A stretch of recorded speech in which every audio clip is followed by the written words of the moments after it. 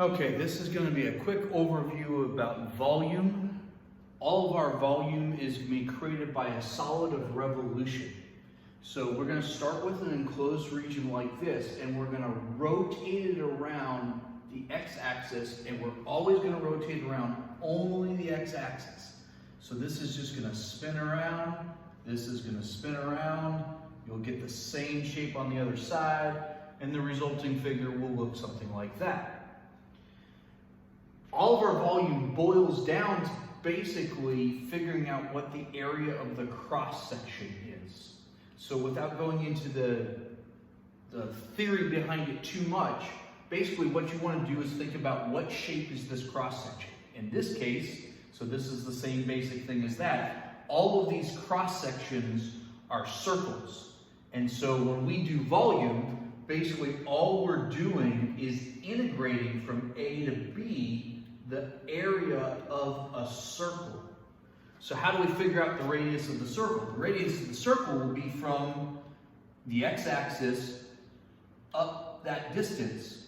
So from the x-axis up to there, from the x-axis up to there. Well, that distance every time is the height of the curve.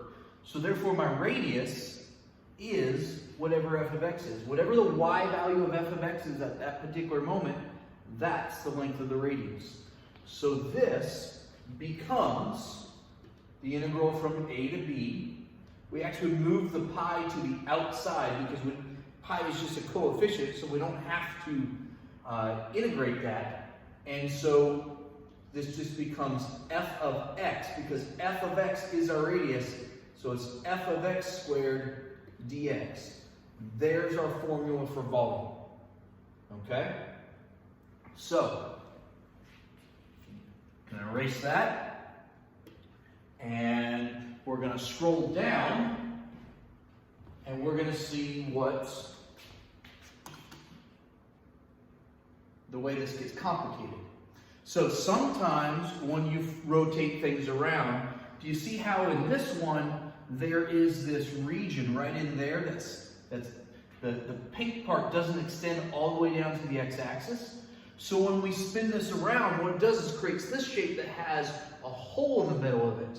And so when there's a hole in the middle of it, our resulting cross sections look like washers as opposed to a solid circle or a disc. It looks like a washer. Well, when you take the area of a washer, you have your outer circle, you have your inner circle, and so we have a little radius, and then we have a big radius. And the area of this entire circle is pi times big radius squared, so that's the area of the whole thing.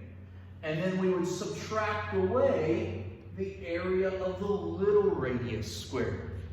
So what does that mean about volume? Well, you can see it written right here, but basically each radius is based off of whatever the top function is. So from there all the way up to the top function, that's my big radius. And then from here to the small function, that's my little radius. So I can think of this shouldn't have said area, this should have said volume.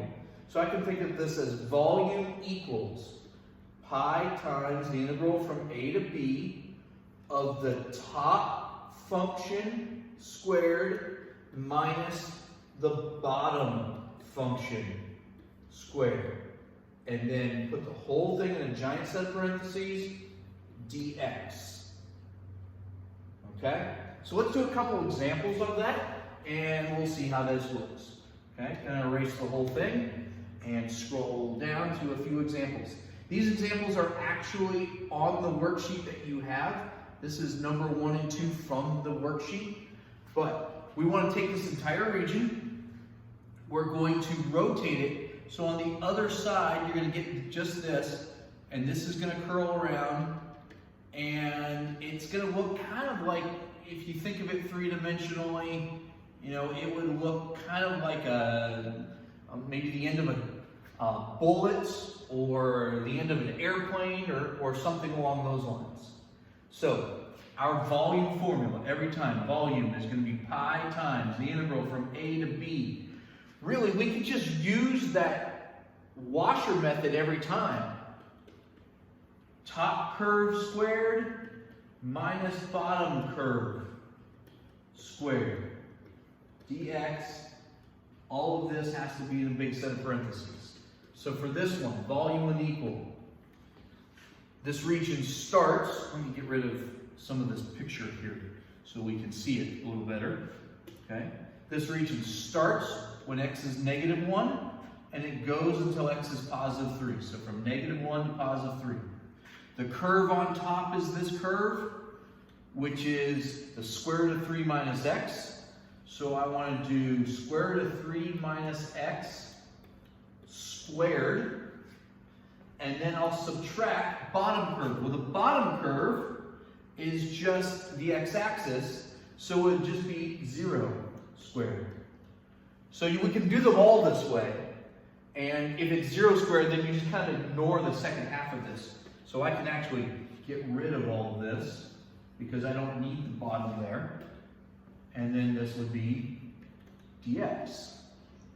Let's simplify that. So that's going to equal pi times the integral from -1 to 3 of 3 minus x, because the squared and the square root will cancel out, dx. So now let's integrate. At any point, if you were using the calculator for this, you could just type it into the calculator, and all I would need to see is this original integral and then a final answer. But if we're doing it all by hand, so now we integrate.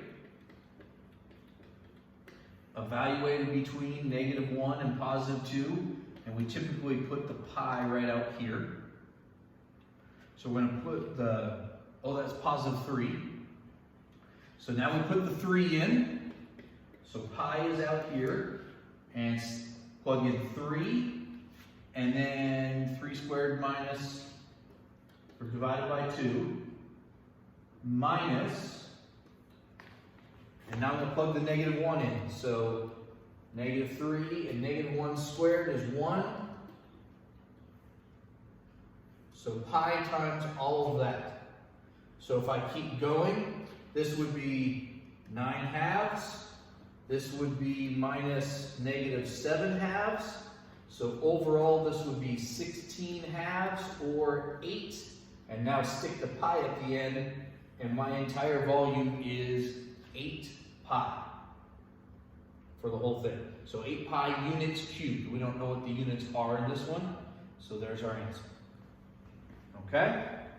So I'm going to move